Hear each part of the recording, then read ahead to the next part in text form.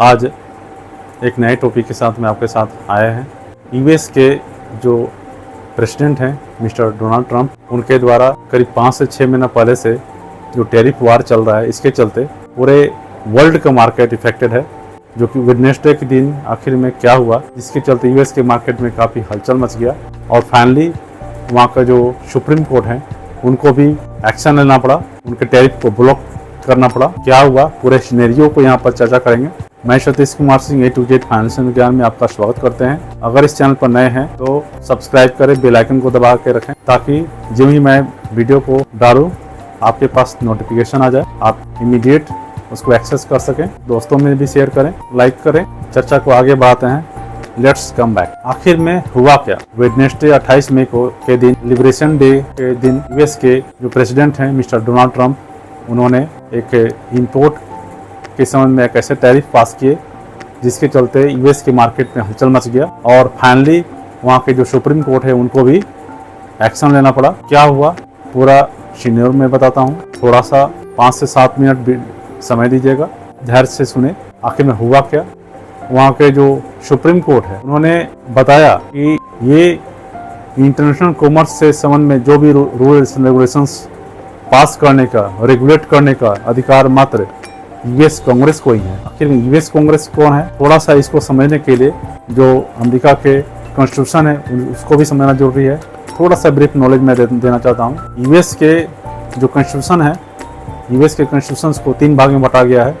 US Capitol, जिसको कि US Congress भी बोला जाता है, व्हाइट हाउस और थर्ड सुप्रीम कोर्ट। तो यूएस कैपिटल में से यूएस कांग्रेस को 2 भाग में बांटा गया है, house of representatives and senate. First of all कोई प्रपोजल हाउस ऑफ रिप्रेजेंटेटिव्स में प्रस्तुत किया जाता है और वोटिंग पावर के द्वारा उसे पास किया जाता है।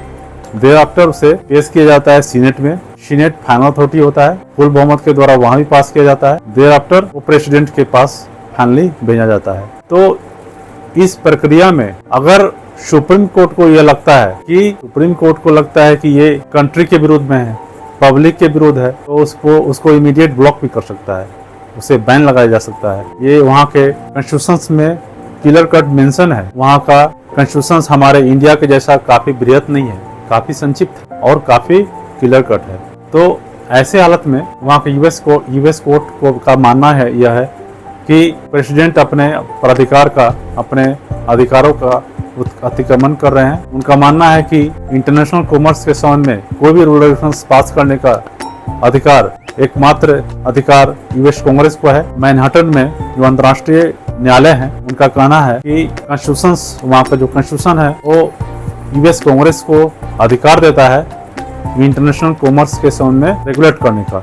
यह एक ऐसा अधिकार है जिसको कि प्रेसिडेंट अपने पर आपातकालीन प्राधिकार के द्वारा भी खारिज नहीं कर सकता है। तो आखिर हुआ क्या? वहाँ पर 5 स्मॉल बिजनेस के फेवर में नॉन पार्टीशन लिबर्टी सेंटर के द्वारा एक लॉसूट फाइल किया गया।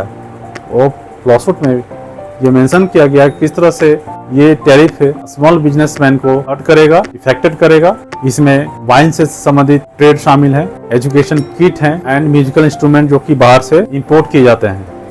ट्रेडर का भी ये मानना है कि बिजनेस करने के कैपेबिलिटी को भी ये हर्ट करेगा।